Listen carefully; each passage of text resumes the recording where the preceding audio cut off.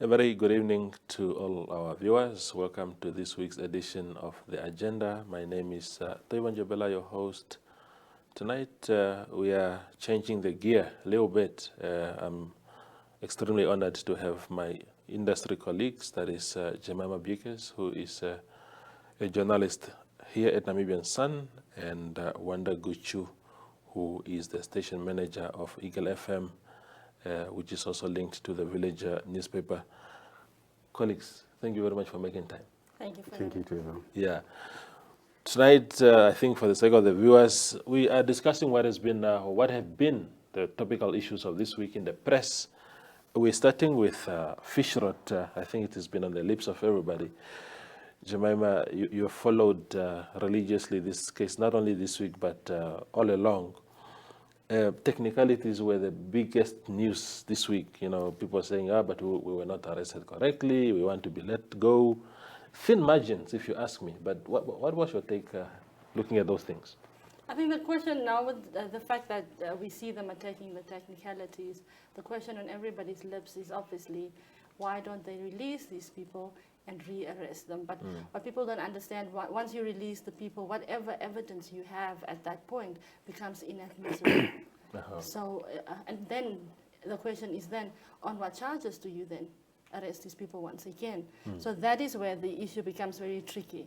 So unfortunately, this is where, and we've seen in this country that most cases go on technicalities, and I think this has become a very powerful case study on just exactly how people are fighting technicalities instead of the merits of the case, which in this case is obviously the millions that were allegedly looted. One would have thought that they would have tried to deny that at all costs, and unfortunately we haven't seen that.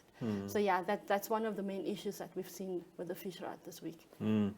Wanda, do you think therefore that, if you agree perhaps with what Jemima had just said, that essentially these 10 men have realized that the evidence is overwhelming in terms of what they are being accused of, and the only way out now is technicalities?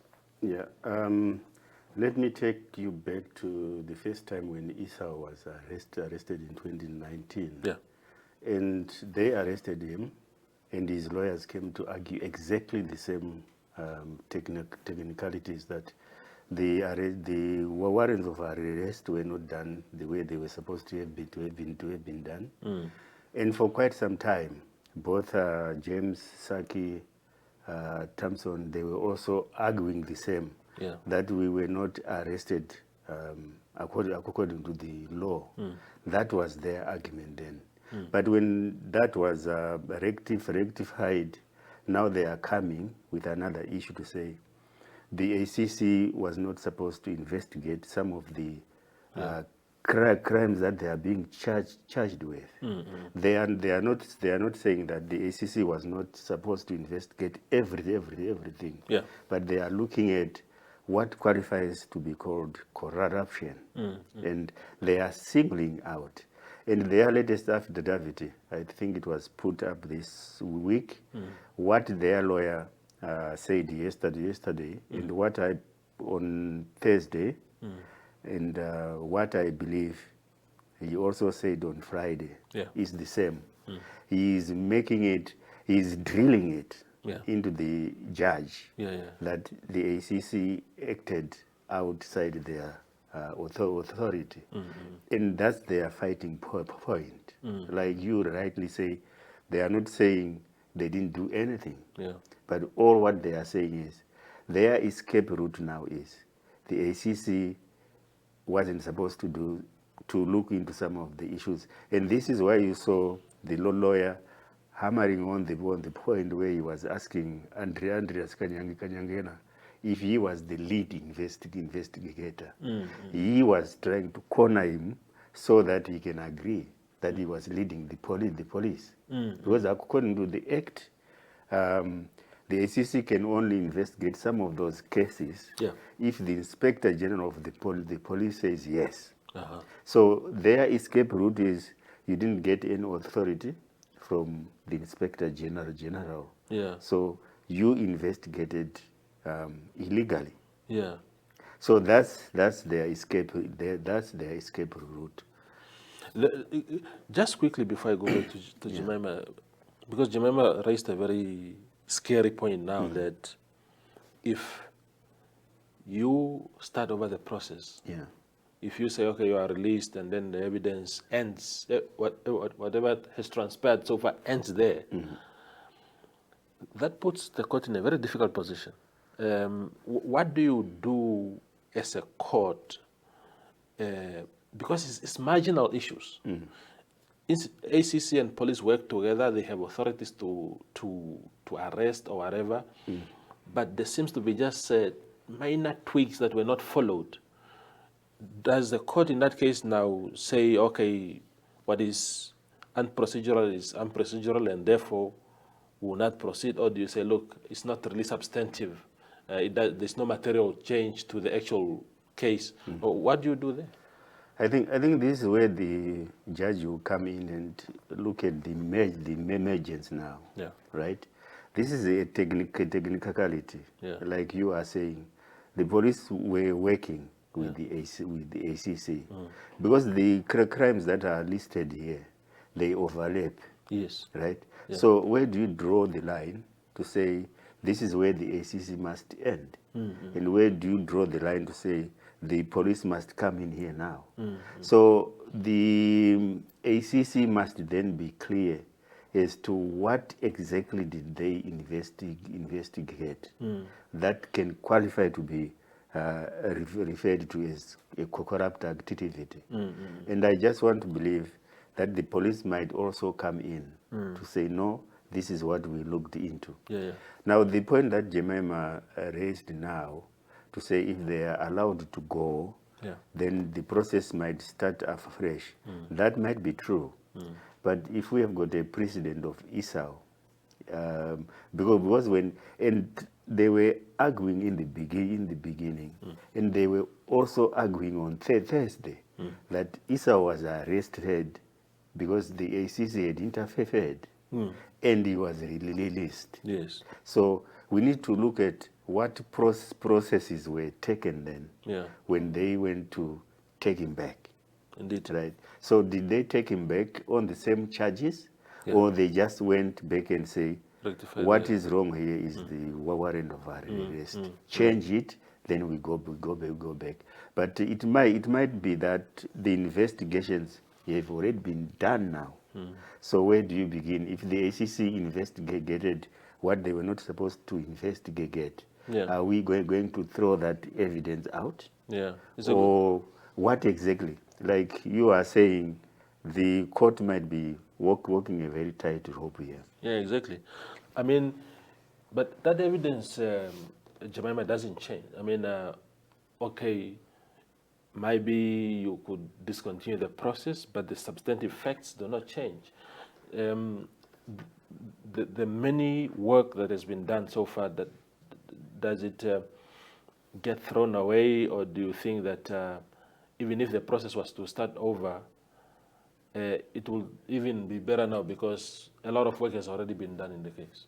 May I have your permission to divert the conversation? I just think what I found very interesting is that I get the feeling that the lawyer did not believe that the fact that, their argument that James and Shangala was also unlawfully arrested is very strong. That's why all of a sudden we saw him bringing in Esau, who is not part of this bail hearing. Yeah, and what I found very interesting is that the state didn't stand up and oppose this. Because why would you bring in someone who's not part of this bail hearing and build your entire case on that? That is very interesting for me. And I would also like to know from some legal experts why they've decided on that. Because I wondered, really, I saw your story in Friday's paper. They're saying that I think this vast Sony from South Africa is representing only 3 people, Shangala, James Abdikulipi, and Matelulu. Yes, Matelulu, And then suddenly, the men went on and on about James, Esau.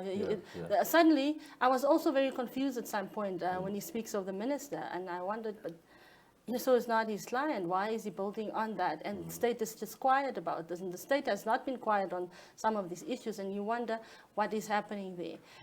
The other thing is you were asking about I think we've seen it with so many cases, like when, say for instance, when someone is arrested with possession of drugs, for instance. When it turns out that they were unlawfully arrested, then the drugs are just disposed of. So they have to start from scratch to get this evidence again. Because remember, when these people were arrested, they have investigated for some time.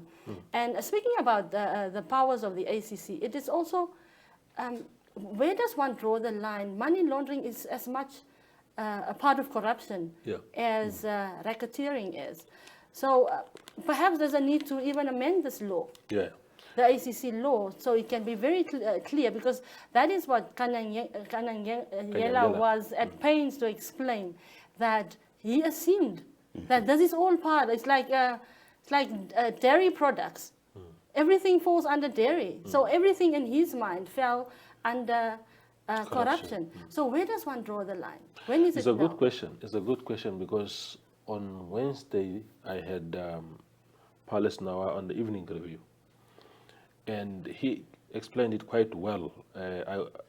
He was saying their mandate is to investigate corruption, and then if there are, byproducts of that, and he mentioned specifically money laundering, also to say, if we find that under that umbrella of offenses, you had issues like money laundering and whatnot, then that also becomes our case, because it falls under the main case, which is corruption.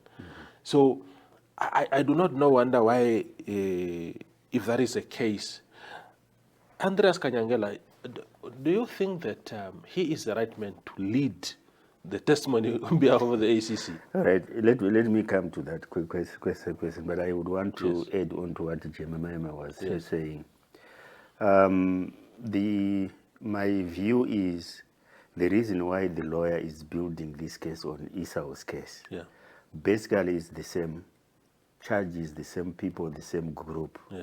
There's a precedent. All what the lawyer is saying, look, in Esau's case, now, in cases like this, if you go through some of the documents, affidavits, like I'll give you the example of the gay marriages, they built up on a case that was done 20 years ago. They are using it as a precedent. And if you check the issue of the assets restraint, there are a lot of precedences that are being quoted there. So the Esau one is a perfect precedent here, because these is the same group, it's the same team. They are facing similar charges. So the lawyer might be driving the point home to say, so if Esau could argue successfully, right, and released, so why can't it be done with the same? If what was done to Esau is the same thing that was done to these ones. So that one day, and when I was listening to the lawyer, he just worked out one attacking angle. That one. Then if I come to whether there is also something that I need to say, what it would take is for the Inspector General now to maybe come to the court and say, I authorized the ACC to help us with this investigation. Or even because the law says he has to give authority to the ACC investigator, and there must be proof. So maybe that proof is not there yet. Maybe they got it somewhere. But it's interesting. Let me interrupt you there one bit. It's interesting that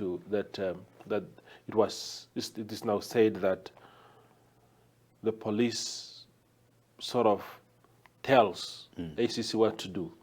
All along in all these cases, and I've spoken to the Inspector General myself, a lot of times in the formative stages of this case, I would say to Mr. Netunga, what is the latest with this issue around Fishrot or whatever?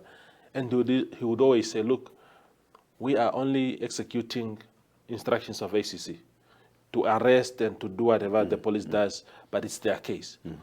So now when you hear that the police somehow has to tell the ACC that do this or do that, it confuses me. Yeah, that's the technicality that Jemima was referring to. And I'm not quite sure how that one can be dealt with, because it's a little bit complicated. And I saw Kanyangela yesterday, he got stuck. Right, when the questions came like fast. Right, he got stuck. Because he was taking long even to respond. The man, he got stuck. And he was hesitating. So he did not anticipate the type of questions that came to him yesterday. Right, because remember that when he was giving his evidence in chief, he was flawless, fearless, confident. On Thursday, all of a sudden, the guy got stuck up. So he did not anticipate those questions. I suppose so. But as to whether he is the right man to be standing in court, now if he's the one who was investigating it, so like the police do these things. If you arrest, you are the one who is going to court. It's not the Itunga. And I was saying this morning to my colleagues, I shudder to think if this was Tate Paulus Noah going through what Kanyangere has gone through. That is not easy. That is not easy. Just before we go on a break, Jemima, there was also news, I think it was in the Namibian, about a phone. Of course, we've been hearing about phones being confiscated from James and all other accused in the case.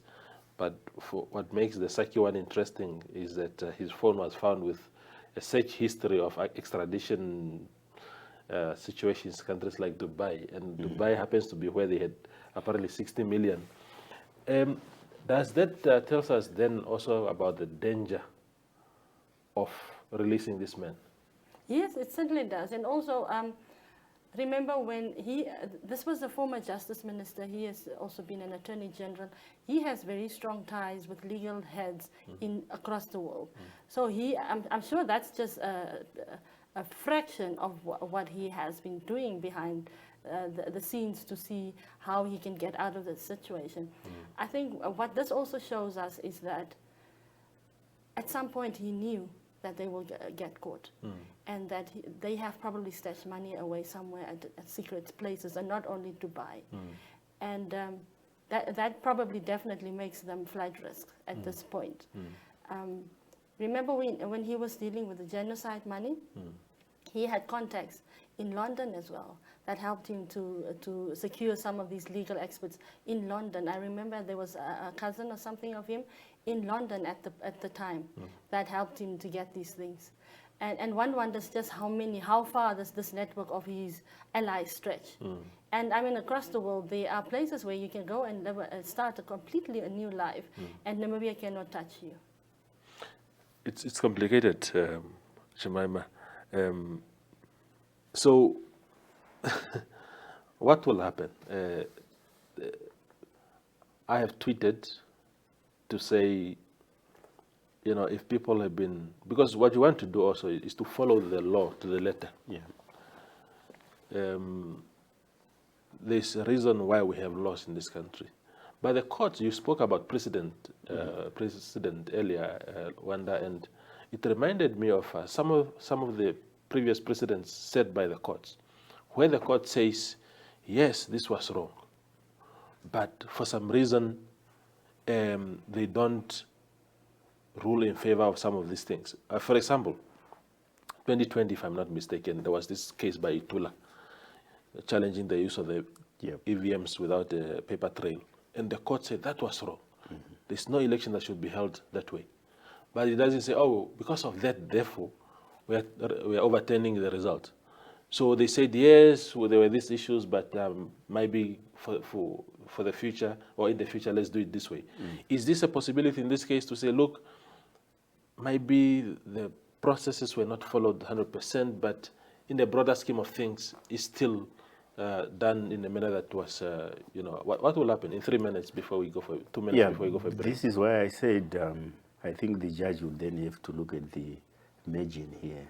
What difference will it make to allow them to go, or the gravity of the things that were done wrongly? Some they might be arguing about technicalities, but if there are no changes, right? What if it was done? What difference would it have made? Now, if there's no difference, whether it was the ACC, whether it was the police, what difference would it make? That is the other thing. And they will also have to look at what is the gravity of the charges these men are facing. I think that will then have to inform the judge to come to a conclusion to say, I've weighed all the probabilities here. And although the ACC did not do the things well, but that does not take away the gravity of the crimes they are being charged with. So it's a first of its kind. But this whole thing now has to be in the judge's hands. Indeed. Yeah. We go for a quick break and then return for the second half of the show. Closer than a secret, freer than the ocean. I love the way you hold me. Softer than a morning dove, tighter than a leather glove. I love the way you hold me. And I never knew about love, I never knew till I found you. Got nothing left to prove. Couldn't walk away if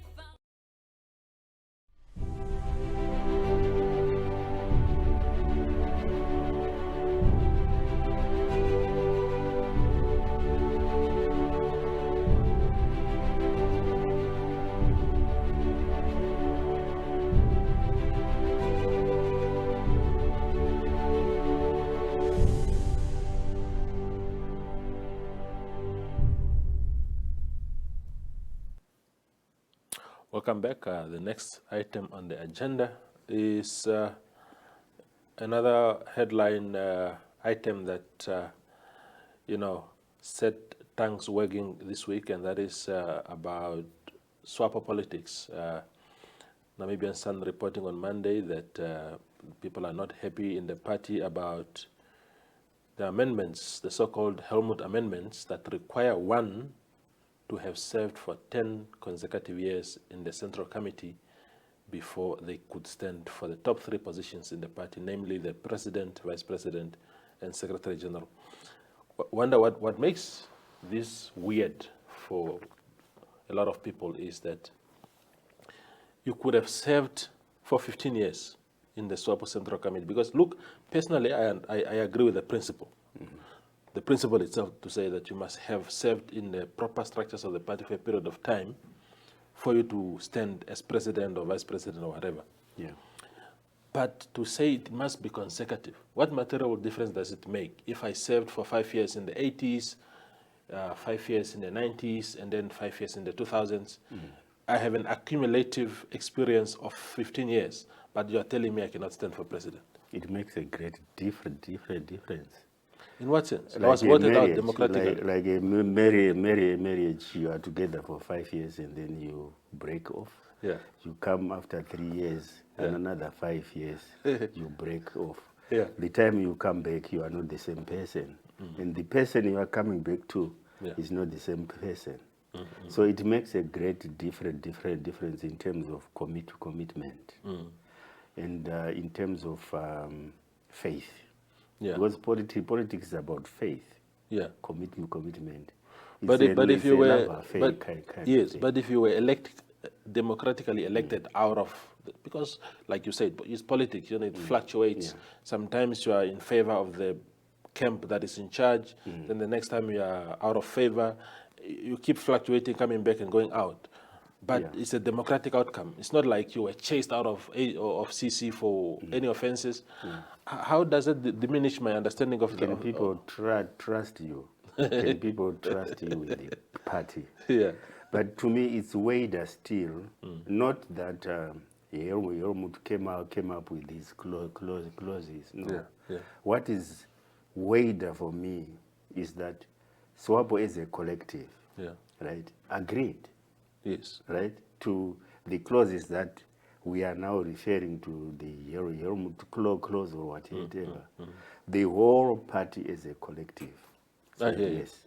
I hear you. That is wider to me. All the other things that people can say now is, Yeah. so where were they when these things were being discussed either in the political of the central committee? Didn't they know that these would come back like they are coming back now to bite the party? I hear you. You see, Jemima, one of the challenges with that, because 4 names have been mentioned so far as potential candidates for state president candidates. Netumbo Nandi-Ndaitwah has been mentioned, Franz Kapofi has been mentioned, Pamba Shifeta has been mentioned, and Sarah Kugongelwa. Now, I think among the 4, Kapofi, I cannot remember all the details, but I don't know if he has served for 10 years consecutive in the Central Committee. And we are also hearing, we do not know whether it's true, that is the president's preferred candidate. Where does that leave him and his ambitions? I think that is perhaps where there's this push to amend these amendments again, because we have now this conundrum. But I think going back to what Wanda was saying, I want to turn it a bit. I agree, people change. But what about the party? The party also changes. The electorate also changes. So, and I think that's the crisis the party faced when they had to, when they unfortunately got rid of the youthful 4. These people changed. The party changed, and the party and the people needed new people. And now you are forced to sit with these 4 people that have been there throughout. Their mindset has not changed. Their outlook has not changed. They do not understand that the youth is now the people that are voting. The youth are the people that wants change. The older people are just some of them, they are voting, but they are just loyal. They do not really care. The only thing they care about is not to go back to the Bush War and the liberation struggle. And I don't think Swapo has transformed to get to a point where they realize that we need new blood. And that all these rules that we keep setting for ourselves are just hurting the party, because it's hurting the party. We have seen so many exoduses out of this party because of these rules that Swapo and its collective. But also speaking about the collective, we keep seeing this, yes, the collective, so I don't know what you call it, the catch-24, I'm not, but you keep seeing the collective voting on things, agreeing on things, and those very things that the collective has voted on are the very things that divide the collective once again. Because we have seen even these amendments cutting the party. We've seen the party splitting up throughout the time. So I think the party needs to get to a point where it changes. And look in, they've had their introspection, but I don't know if they truly look inside, because we don't see them becoming responsive to the needs and the wishes of the electorate and even the party itself. You wanted to say something? I almost came through when you were still, but look, we need to go back. Helmut did not just wake up and say, these are the clauses that I am suggesting. He might have had an interest. So the other question that we have, he introduced them. Yeah. What was his interest? So he looked at his own circumstances first. You look at him, what were his interests at the time, right? Yeah. And he's outspoken now about the issue of that. It's not right for the president to choose his own person to take over. And it's interesting that the story in the Sun says that he's saying he couldn't speak out at the time because he was part of the collective. So the word collective comes. So his interests, right, were not met. through the clauses that he introduced. Yeah. So if we, because most of these revolutionary movements that became political parties, it's about self-serving. Yes. Right? The whole chain must have the bite of the cherry before they go. So like what Jemima is saying, the youth are voting in this kind of thing. Yeah. It doesn't matter until everybody else is going to state house. Yeah. And this is exactly why we are worrying here about Helmut, this and that and that. It was to safeguard, because he wanted to go in. Yes. So to fight someone who is more energetic, you come up with a clause that will keep that person out, right? But his chances were dashed. Yeah. So he's actually out. And I wouldn't want to think that if he was in the position of being nominated by President Hage Geingob today, he would say no. So he's actually out, and for him, because he is out, so it doesn't appeal. Yeah. I think that is exactly the Achilles heel of most parties in Southern Africa. They don't think beyond. They say they are doing all these things for the party, but they are not. They are doing everything for their own gain. Like we've seen with the factions of Harambee and Team Swapo, it was just because of they couldn't benefit. So suddenly they split into factions because some people wanted a bigger part, bite into the Swapo cake than others. And that's and throughout the history of Swapo. We even see it with PDM. LPM is a bit young, we can't see it so much, but with PDM we keep seeing that when at that point when the leader is there, they are changing. Unfortunately, because men are usually mostly in these leadership positions. So they want to create a situation that fits them at the moment. And they don't think beyond. That is very true. That is very, very true. That's why I was saying that even Helmut seemed to have looked at himself first and say, okay, if I make this amendment, where will I feature in this scenario? Then he realizes, okay, I've served 2 consecutive terms or even more, so may I qualify? So he modeled everything around his own circumstances. And that is very dangerous. There was a letter, because we are talking about the collective now. In my editorial on Friday, I quoted Oliver Tambo, who said, I think he said something to the effect that truth must be told, even when it coincides with what the enemy is saying. Now, truth is a very rare commodity in Swapo. If you tell the truth, but it seems to be threatening the comfort of someone, then you're in trouble. We were talking about Shangala earlier. Shangala wrote that comprehensive document from his jail cell about socialism. Yes. Swapo. Socialism with Swapo, with Namibian characteristics, and all these things. So he was saying that the party has to evolve, and Jemima alluded to it a bit to say, look, the archaic ways of doing things, and we are forgetting the audience now. We are singing for ourselves now, not for the audience anymore. The young people, we are not really evolving to appease their aspirations. And as soon as that document was out for the first time, we've been writing about how these guys were still members of the Central Committee while they're facing these serious charges. Then suddenly, the men were chucked out of those structures. So, truth always pays the price in the ruling party for some reason.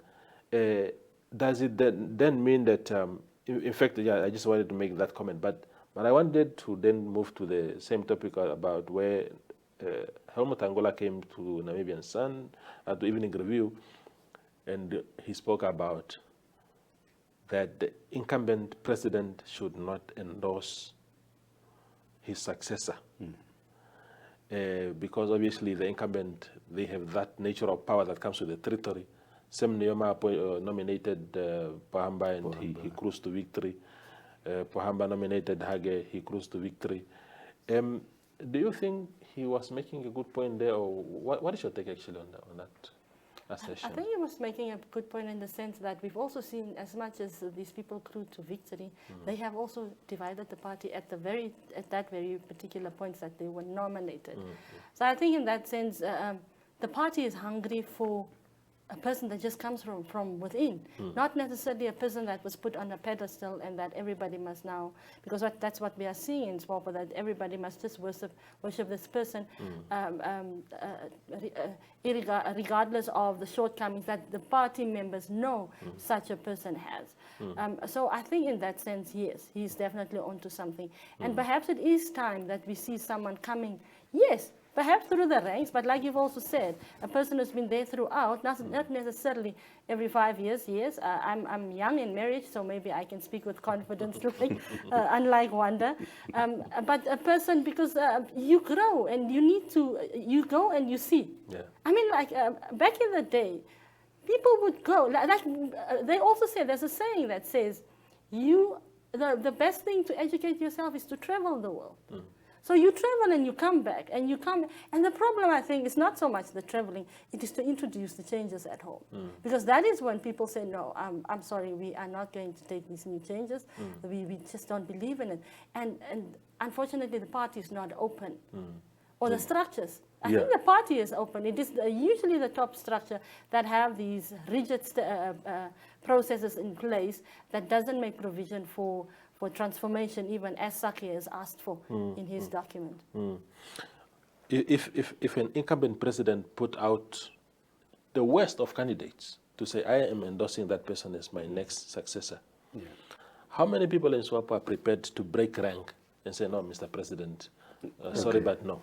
Collective. You see, the thing about Helmut is he says something with this corner of the mouth and something with this corner of the mouth. Yeah. The story you guys carried in the Sun, he's saying the president shouldn't nominate a candidate. Yeah. But he goes on to argue to say the top 4 must remain. Yeah. Right? I think I'm correct. Yeah, he said something about retaining that someone you need for... to keep he actually used the word continuity. Yeah, yeah. And at the same time, he is saying the president must not nominate. So when we talk about the top 4, who are the top 4? Yeah. And the continuity that he's talking about, which I can also link to unity, it doesn't matter whether the competition is open. Yeah. I've got this feeling that it's not about unit. People are not just interested in unity. Look at what happened in 2004. President Sam Nyoma nominated Pohamba. Geingob fled. Yeah. HH left. Yeah. Right? Yeah. Now, this was the same thing for continuity's sake, like they say the legacy continuous. Yeah. So he nominated, people were not happy. The only one who stayed along was Nasa Mgugula, because he thought that his time would come. Until now he's out there. That time will never come. Now, when Pohamba also nominated Geingob, you saw what happened. So it's not about continuity or unit. It's about power. Yeah. Right? So everybody else, because their time is running out. Yeah. So but speaking they want of power. But speaking of continuity, also, Wanda, an institution as historic and with the legacy that it has as Swapo ought to be resilient now. To say that it's no longer about personalities now, that, if Wanda is no longer in this position, that continuity is no longer there. The institution should be able to stand on its own feet now to say, whoever fills the template, the institution must be able to go on. The show must go on. I mean, the terms of all these top 4 people are ending going into Congress. How do you say then that they must continue when their terms have expired? Yeah, this is exactly why I said, you listen to Helmut and you're like, but he's contradicting himself. The president should not open it up, but the top 4 must be closed off.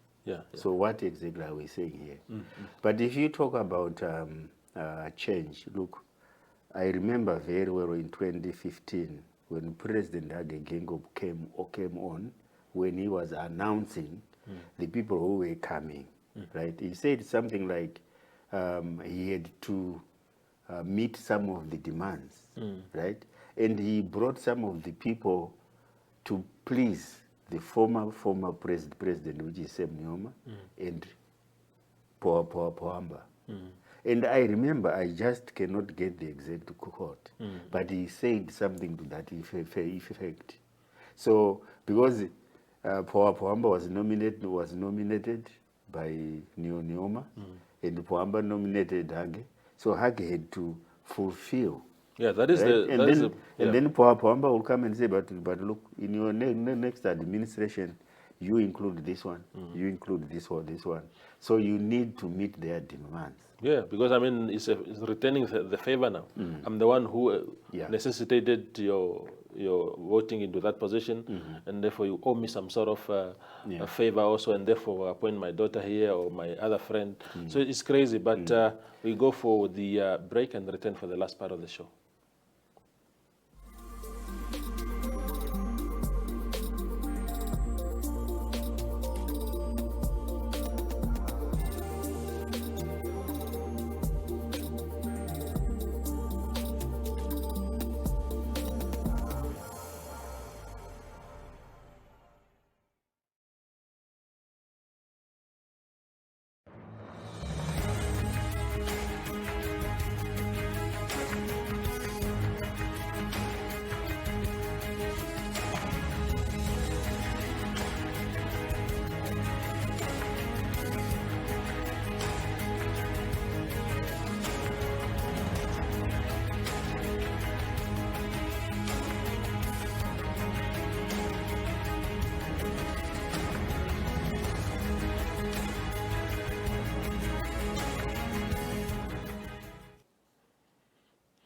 Also, this week, the Landless People's Movement leadership visited State House. They spoke to President Hage Geingob on a variety of issues, and it was the first time, sort of, President Geingob and LPM leader Bernardo Swapo meeting since that very public fallout in 2016 rather, when President Geingob removed Swapo as Deputy Minister of Lands Reform. Jemima, you were at State House. We have seen content in terms of videos coming out of that, and the jovial mood in which Mr. Swapo was.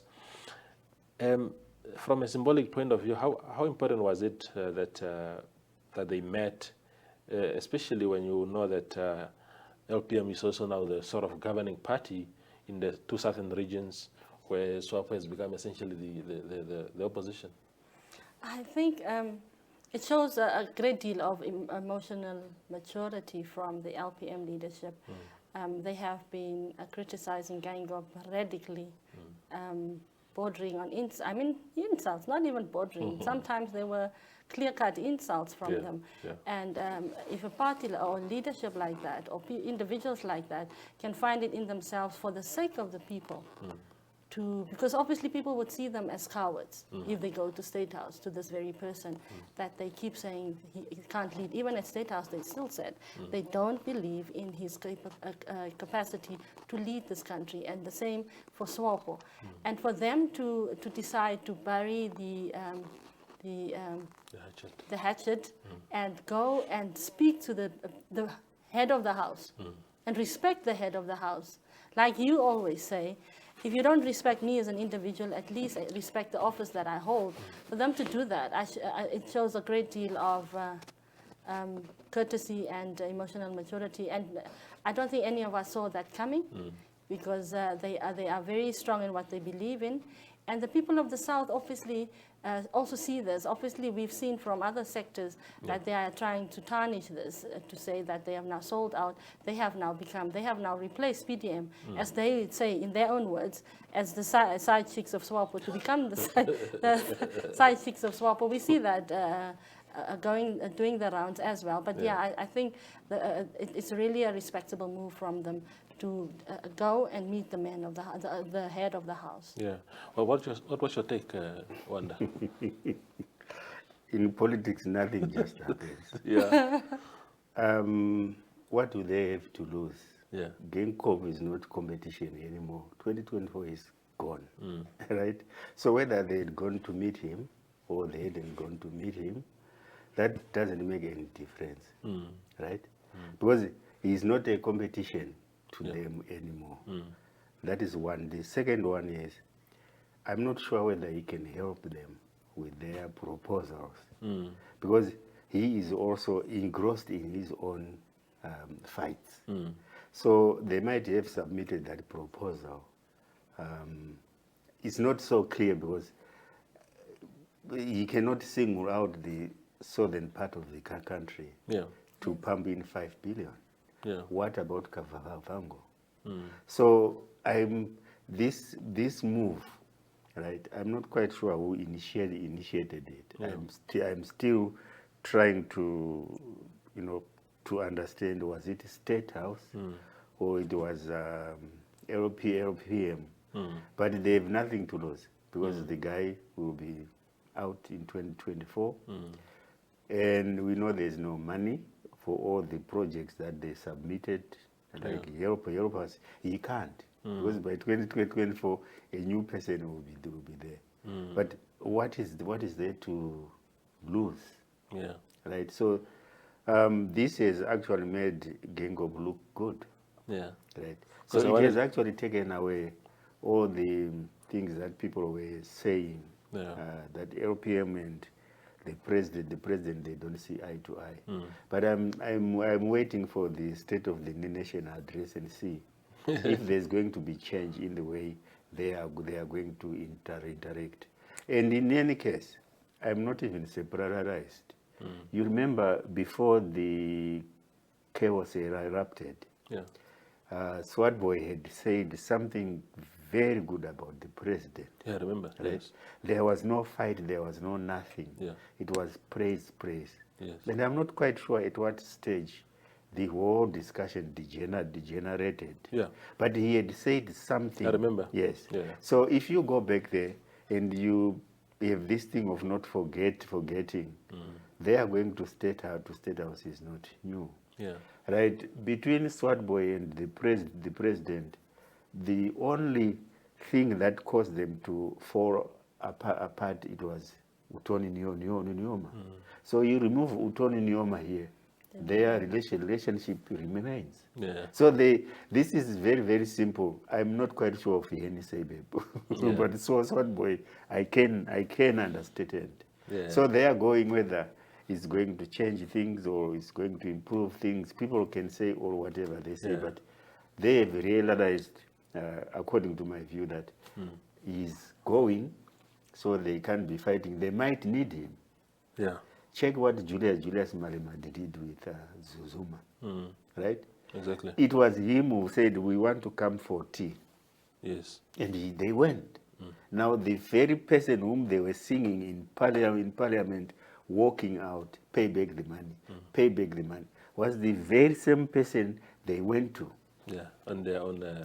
So in politics, these are things they happen. But the people must be careful now. Yeah. Not to play the same game the politician is playing. Yeah. Because he will be left out there alone. I know that.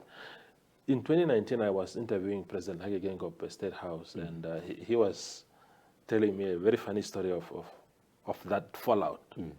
How he invited Swapo to State House, and he was telling him to apologize or whatever. And Swapo stormed out of the boardroom, and then he forgot his phone. And then he came back to get his phone. I think someone, apparently, they sent someone to say, "Oh, say your phone is." And then he came back. It was a very funny story. But no, sorry to ever. Yeah, sure. I also interviewed the Swapo for about 2 hours in the early days of Iguru FM.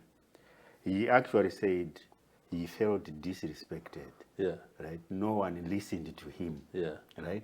Because he had issues which he wanted to be rectified. So according to him, instead of people listening to him, right, his issues and then ask him to say sorry, they started by asking him to say apologize. But he was like, so how can I apologize when I've got these burning issues? The ministry is not functioning. So this is when this whole, bad mouthing came in. Yeah. And like the forgetting of the phone, he also said the same. Yeah. But he did not only he did not only forget the phone. Yeah. He forgot that he had packed his car. He forgot his car. You see now, Jemima, the visit, of course, we saw it was a cordial visit.